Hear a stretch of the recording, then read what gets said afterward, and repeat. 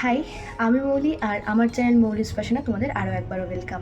আজকে চলে এসেছি আরও নতুন একটা ভিডিও নিয়ে। সেটা হচ্ছে আমার যে বাগান বিলাস গাছগুলো রয়েছে সেই গাছগুলো ওই সামনে যে নভেম্বর মাস আসছে, তো তার জন্য ভালো করে কাটিং করে সার দিয়ে প্রিপেয়ার করব।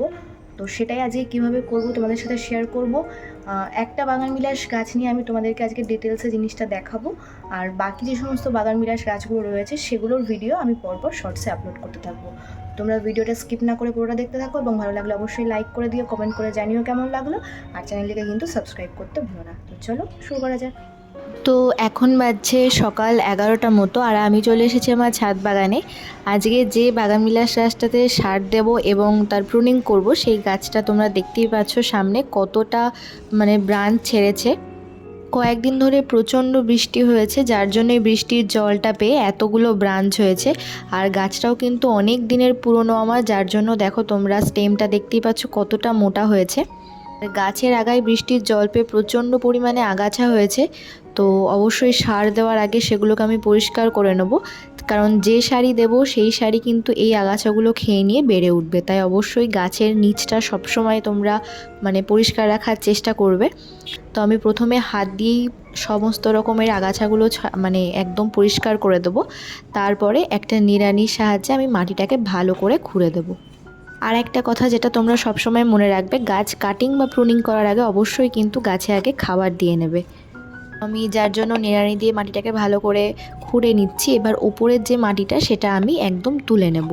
ওপরের মাটিটা তোলার পরেই কিন্তু আমি যে মিক্সড সারটা তৈরি করব সেই সারটা গাছের গোড়াতে দিয়ে দেবো। তারপরে আবার মাটিটা চাপা দিয়ে দেবো।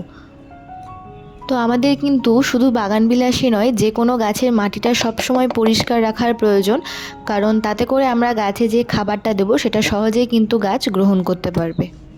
যেহেতু কয়েকদিন ধরে টানা বৃষ্টি চলছে, তাই আমার আর এগুলো পরিষ্কার করা হয়নি, আর এগুলো না খুব দ্রুত বৃদ্ধি হয়, তো যার জন্য প্রচুর হয়ে গেছিলো। আজকে ভাবলাম একদম মাটিটা খুঁড়ে ভালো করে সার দিয়ে গাছটার প্রুনিং করে নিই, আর পুরো ভিডিওটা তোমাদের সাথে শেয়ার করি। আর এই প্রুনিং বা সার দেওয়ার কাজটা কিন্তু তোমরা অক্টোবরের শেষের দিকে বা নভেম্বর মাসে করবে, এবং আবার ফেব্রুয়ারিতে গিয়ে এই কাজটা করবে। তো দেখো আমি ওপরের মাটিটা একদম সরিয়েই নিয়েছি এবং প্রায় মোটামুটি 2 ইঞ্চি মতো আমি ফাঁকা করে নিয়েছি। এবার এখানেই যাবে সারটা। এই যে মাটিগুলো তুলে নিয়ে গাছটার এই পুরো জায়গাটা ফাঁকা করে নিয়েছি। এবার কিন্তু এখানে আমি একটা মিক্সড সার দেব। আর গাছের যদি দেখো যে মাটির উপর দিয়ে শিকড় দেখা যাচ্ছে, তার মানে কিন্তু বুঝতে হবে গাছটা রুট বাউন্ড হয়ে গেছে, এবং তখন কিন্তু রিপোর্ট করবে। তো আমি এখানে যে যে সারগুলো দেবো সেগুলো তোমাদেরকে একবার দেখিয়ে নিই। প্রথমেই নিয়েছি হাড় গুঁড়ো। হাড় গুঁড়ো কিন্তু যে কোনো বাগানবিলাস গাছের জন্য খুবই উপকারী। তো হাড় গুঁড়ো আমি এখানে নিয়েছি 3 থেকে 4 চামচ মতো। আর তারপরে নিয়েছি আমি ভার্মি কম্পোস্ট, এটা আমি 2 চামচ মতো নিয়েছি। তোমরা এখানে গোবর সারও ব্যবহার করতে পারো। এরপরে আমি যেটা নিয়েছি সেটা হচ্ছে নিমখোল। নিমখোল কিন্তু যেরকম সার হিসেবেও কাজ করে, ঠিক সেরকম কিন্তু কোনো রকমের ফাঙ্গাস বা ছত্রাক হতেও বাধা দেয়। এরপরে নিয়েছি ডিএপির দানা আর এগ শেল ফার্টিলাইজার, যেটা ডিমের খোসা গুঁড়ো করে নিয়েছি শুকিয়ে। তারপরে নিয়েছি সামান্য পরিমাণে ইউরিয়া, আর নিয়েছি অল্প হিউমিক অ্যাসিড। হিউমিক অ্যাসিড কিন্তু গাছের রুটের গ্রোথের জন্য খুবই উপকারী।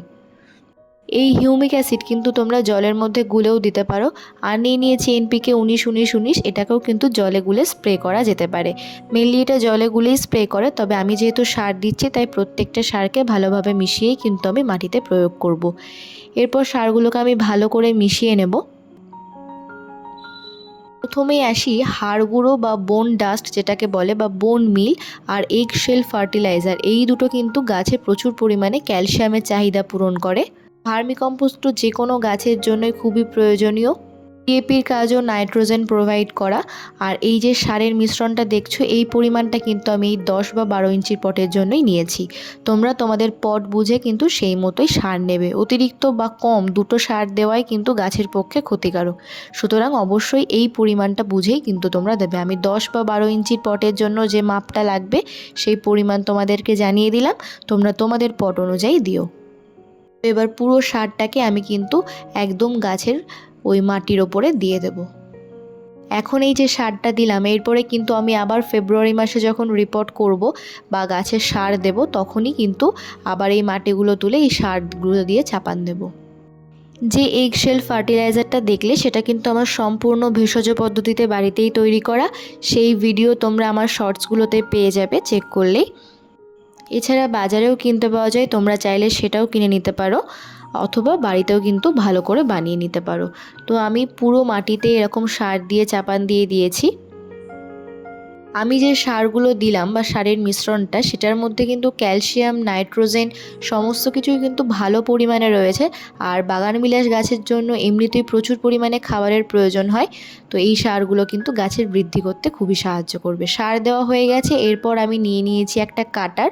অবশ্যই যে কোনো গাছ কাটার আগে কাটারটাকে ভালো করে স্যানিটাইজ করে নেবে। তো আমি এখানে স্যানিটাইজার দিয়ে ভালো করে স্যানিটাইজ করে নিলাম। এরপরে কিন্তু আমি গাছের ভালো করে প্রুনিং করে দেবো। আমি আজকে সফট প্রুনিং করব, কারণ আমার গাছের প্রত্যেকটা ব্রাঞ্চেই প্রায় ফুল চলে এসেছে। তোমরা চাইলে কিন্তু হার্ড প্রুনিংও করতে পারো, যদি একটু ছোট শেপের মধ্যে করতে চাও তাহলে। গাছে ফুল থাকলে অনেকেই মায়া করো যে গাছের ফুল যেহেতু আছে তাই প্রুনিং করব না, কিন্তু গাছকে ভালো রাখতে গেলে বা গাছের শেপ ভালো করতে গেলে কিন্তু অবশ্যই প্রুনিংটা খুবই জরুরি। সেটা গাছে যদি ফুলও থাকে তবুও কিন্তু তোমাদেরকে করতেই হবে। তো আমি দেখো একদম নিচের যে ব্রাঞ্চটা, সেই ব্রাঞ্চের সাইজ অনুযায়ী উপরের ডালগুলোকে ভালো করে কেটে দেব। আর যে ব্রাঞ্চটাতে ফুল রয়েছে সেই ব্রাঞ্চটাকে কিন্তু আমি এখন কাটবো না, সেটা আমি ফেব্রুয়ারির দিকে আবার যখন কাটিং করব তখন পুরোটা সমান করে দেব। তো আমি চারিদিকে যে এক্সট্রা ব্রাঞ্চগুলো সেগুলোকে ভালো করে কেটে একদম সমান করে নেব এবং গাছটাকে একটা ভালো শেপ দিয়ে দেব।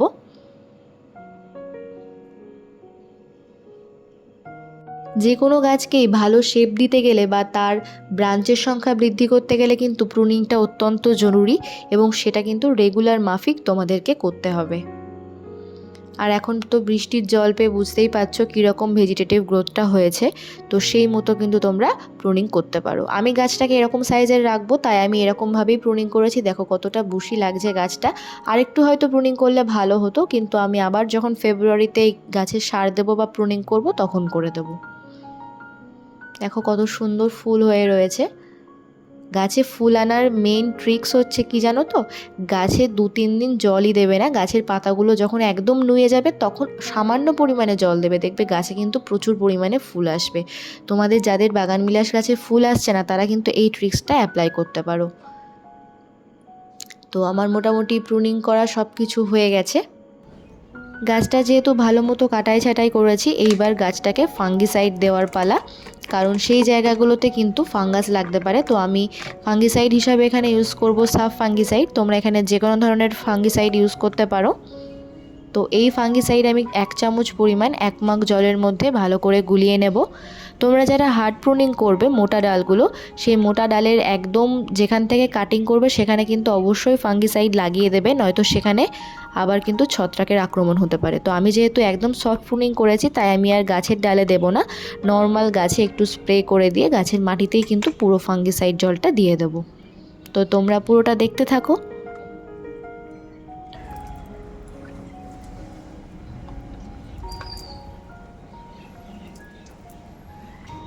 এবারে আমার আরও একটা বাগানবিলাস গাছ দেখাই। এই গাছটা তো আমি এখন কাটিং করবই না, কারণ প্রত্যেকটা ব্রাঞ্চে ফুল তো এসেছে, তার সাথে দেখো ব্রাঞ্চে কিন্তু 2 রকম কালারের ফুল রয়েছে। এটা একটা থিমা ভ্যারাইটির গাছ।